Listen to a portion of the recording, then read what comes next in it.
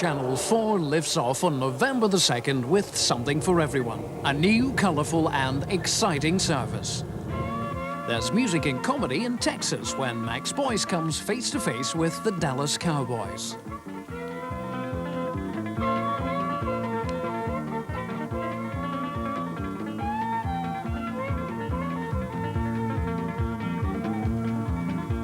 I flew out of Dallas, but I'll tell you all so far. I ain't seen Miss Elliott, and I sure ain't seen J.R. And I ain't been to South Park, the ranch is on TV. But I'm with the Dallas Cowboys, that's good enough for me. I'm with the Cowboys, that's good enough for me.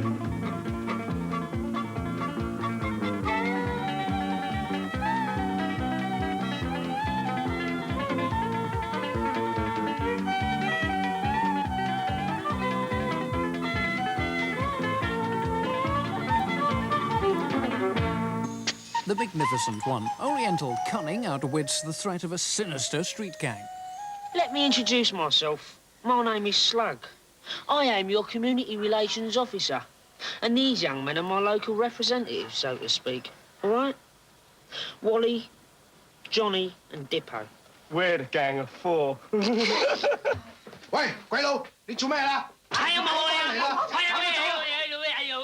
What do you want? For a small consideration, myself and my associates will look after things and make sure no more teapots get broken, for example. Think of it as a little bit of extra insurance. This look bad. I don't know what we can do to stop these boys. We need a samurai to protect us. What? A samurai, a fearless warrior who can destroy these bad people. You can hire them, you know.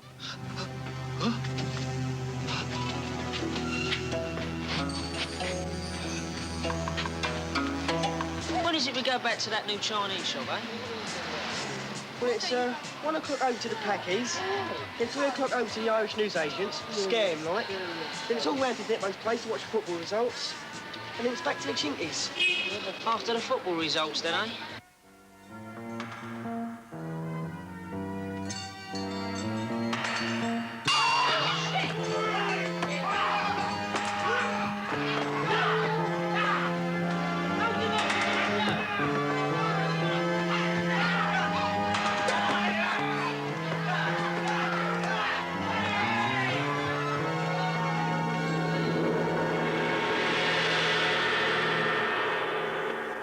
The life and times of Rosie the Riveter contrasts 1940s American propaganda with present-day testimony. After a short apprenticeship, a woman can operate this press as easily as a juice extractor in her own kitchen. And a lathe will hold no more terrors for her than an electric washing machine.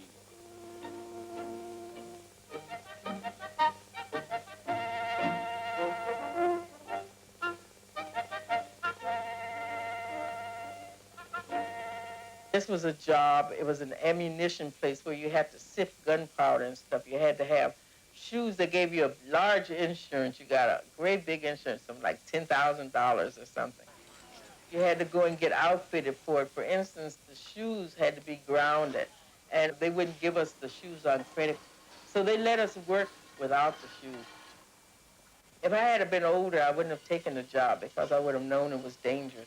She went in with a hairpin in her hair one day, and it created a spark, and she and her partner blew up to smithereens. That's when I said, well, forget this job. I'm not going to work here anymore, so I quit that. It was too dangerous. Why did I take a defense job? That's a funny question. I never thought of that before. Do you have to have a reason? We're in a jam, aren't we? I'm sorry, but you'll have to excuse me. I'm too busy to answer damn fool questions like that. And down Mexico way, they still sing of their revolution.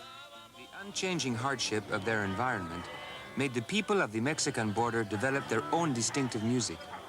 Their lives were poor, so their songs became rich in local legend and fantasy.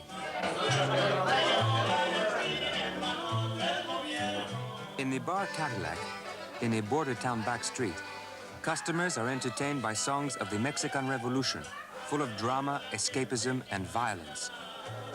The revolution ended 60 years ago. Son 800 soldados que tienen sitiada la hacienda de Holanda.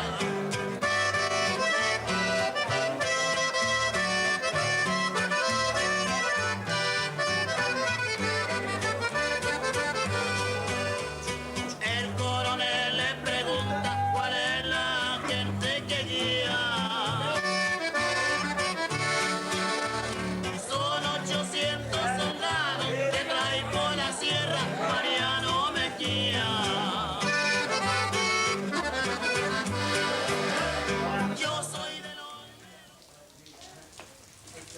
Ian McKellen gives a sensitive performance in Stephen Frears' Walter, the story of a perfectly ordinary person who happens to be handicapped. Hands off there, man. Oh, what up there? Knock, knock. Who's there?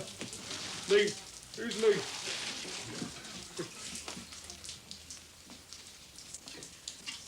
Suffocated, then what?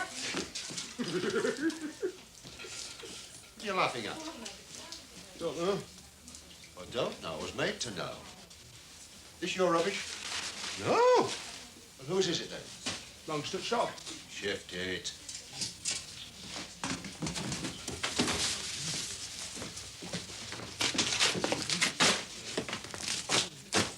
Sometimes he understands every word he says. Don't forget yourself again, Walter. No, sir. Take your word for that. Sir. Had to stop it then, hadn't we? Stop it then, hadn't we? Like a bloody parrot you are. Do you know that? No, do you? You taste like a parrot, too. Wouldn't be seen dead with a hooter like that. Oh, would it be? What a sight to make eyes sore. Mess like a pendant's armpit. Look at him, it's not even normal! All right, Walter, all right, calm down. Pleasure Palaces, a major documentary series on the centres of entertainment and escapism in the heyday of cinema going. There were some really exciting films in those days because they could go forward in time or back in time, and they could give you neat emotions rather than complicated things that happen in real life, you know.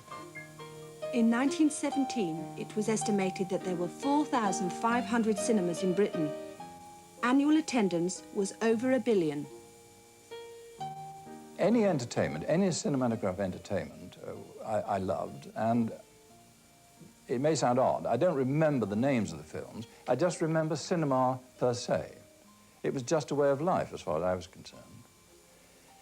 I couldn't have enough of it. Movie premieres include Alice's Restaurant, Arlo Guthrie's anthem for American youth.